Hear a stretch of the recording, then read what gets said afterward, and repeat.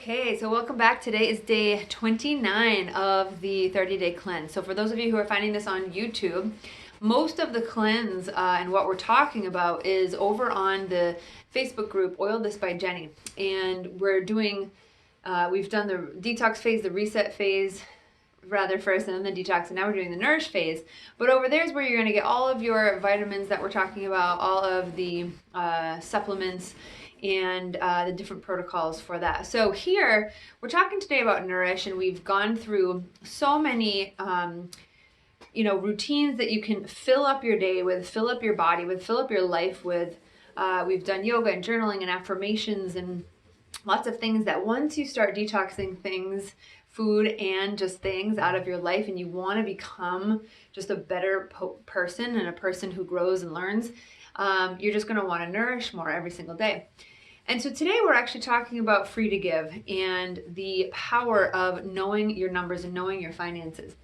And I wanted to use doTERRA's program. So when we talk about doTERRA, the first kind of pillar of health is always health. It's always the oils, right? And how this can be the thing that we use first in our homes and empower our own health before we even have to leave our home and go to a doctor. Maybe instead you just call a nurse real quick and ask for advice, and then you'll know how to treat yourself at home. Another pillar, which we haven't gone into too much, is the co-impact sourcing. That's how we source the essential oils, and how we source them from the native growing region so that all the oils are at its absolute purest and absolute most potent from the people who do it the best, right? And the third one would be just the healthcare system in general. So how we're trying to really inform the healthcare system that this is the way to do it, right? Instead of always relying on side effect laden drugs, for example. And then the fourth one is this idea of being free to give. And what does that mean? So, many people, I forget the exact stat, but it's something like one in four Americans don't even have, like, they basically live paycheck to paycheck. It might even be more than that.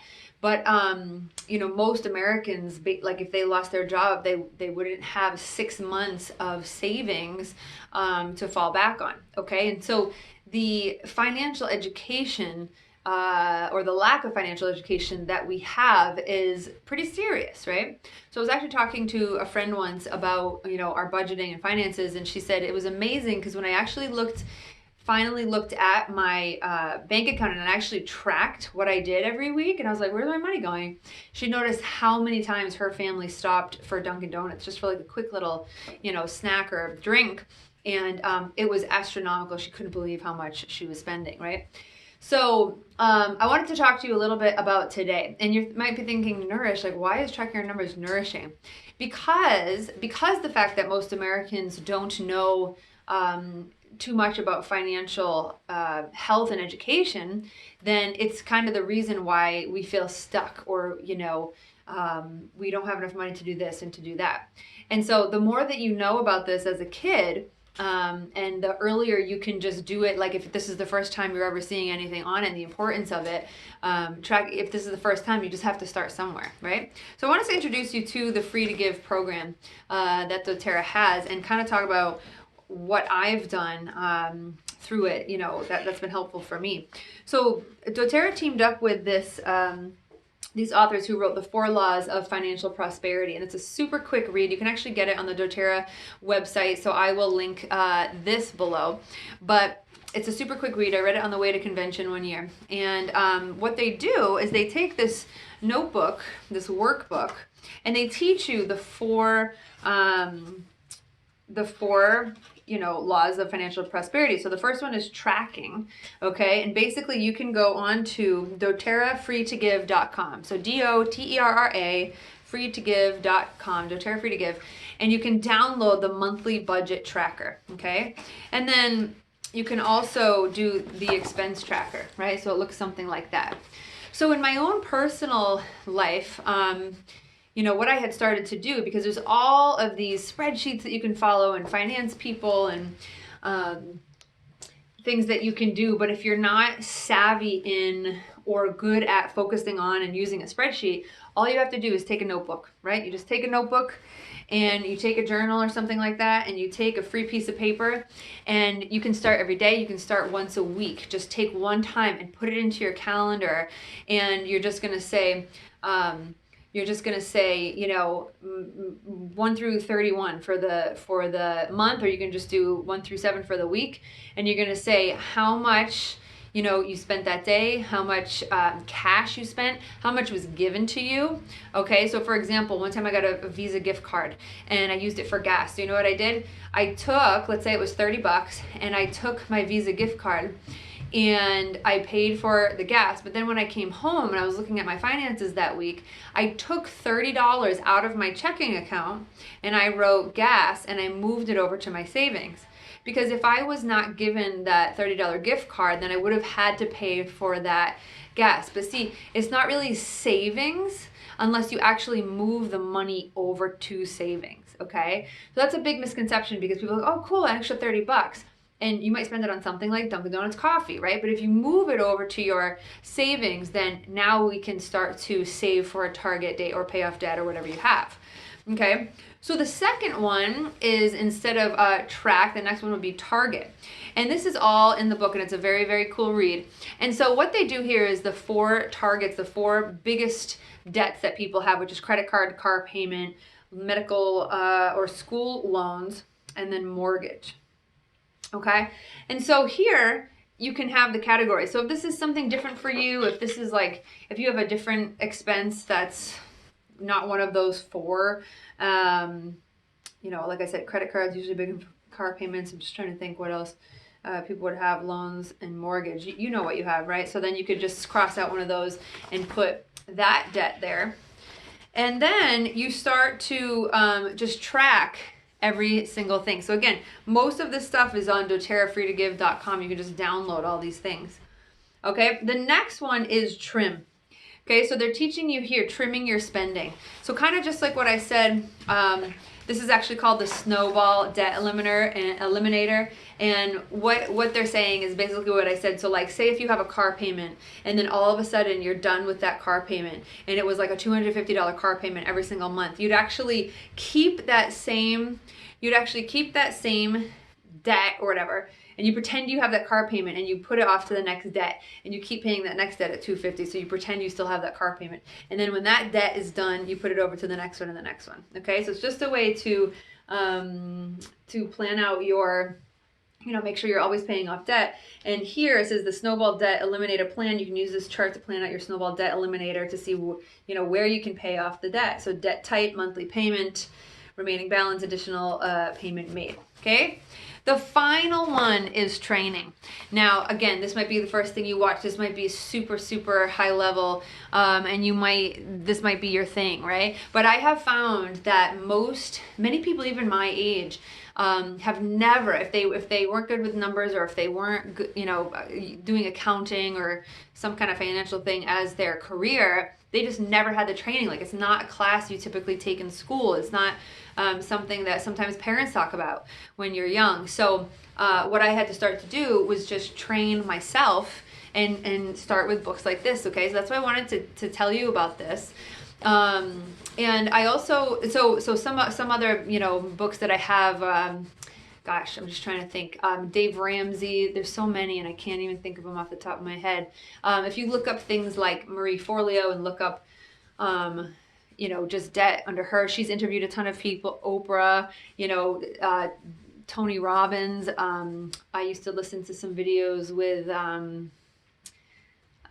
Jim Rohn, you know, so there's a lot of people who give you just little easy things to digest. But the best thing that you can do if this is all new to you is read and watch some of those things, and then just track your expenses every week or every month, whatever's easier for you.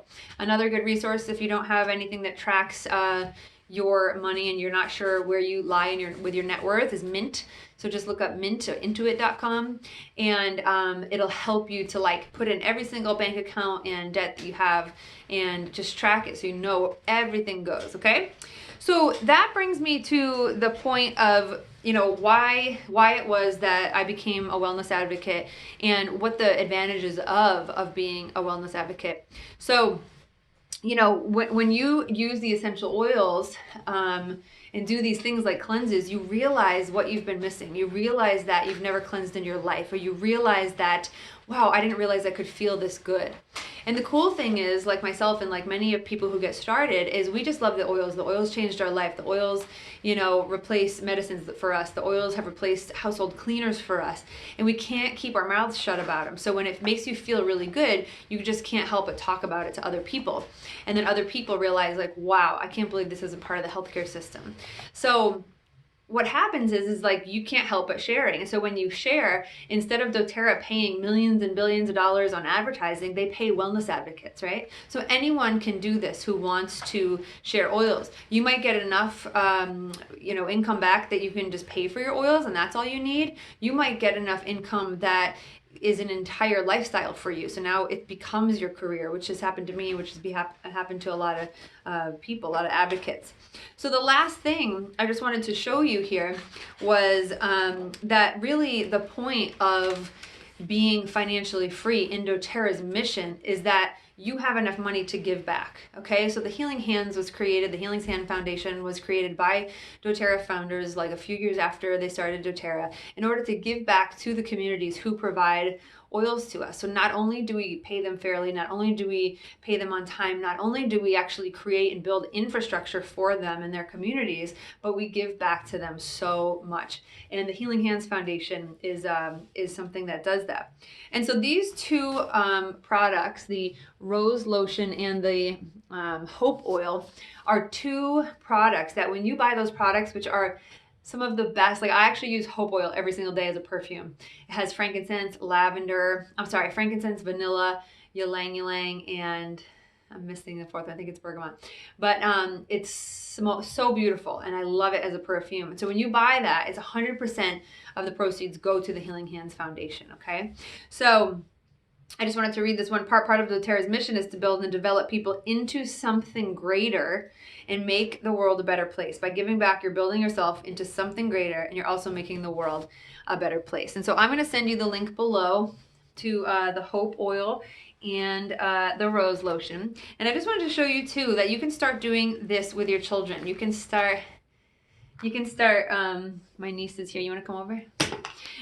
This is what I gave my son, Skylar's cousin, for part of his Christmas gift, and I put money in it. The first one is that we save, right? So right off the top, when you get an allowance, right, which is when if you do chores around the house for your parents, they can give you a little allowance. You got to save part of that, okay? And for him, I would say, 30%, right? So saving 30%. Then you have to give, right? You have to give whatever percentage you want. Maybe it's another 30%. It's usually 10% off the top of your income, okay? And so we're teaching how to give some of what we have away, because when you plant, right? When you plant seeds, what happens if you plant seeds of tomato? What happens when you plant one seed of tomato? Remember in Poppy's garden, like how many grow in the spring? Like tons, right? In the summer, tons. So what you plan and what you plant, what you sow, you reap. Okay, the last one is that you can spend. So then you have whatever you have left over after you pay yourself first, right? Which is saving money, paying yourself first, and obviously giving, maybe to charity, maybe tithing to your church. You actually spend the rest on not only your house expenses and utilities and all your fixed expenses, but you can spend the rest or save it towards a target, savings. Maybe it's like a work project, maybe it's a vacation, Disney, or something like that. So teaching your kids early to do the same thing is really going to be beneficial to them. So hope you guys are having an awesome, nourishing 10 days, and I'll link below the Hope and the Rose Lotion, and we will see you tomorrow for the last day. Hop on over to Oil This by Jenny, and we'll see you soon. Bye-bye.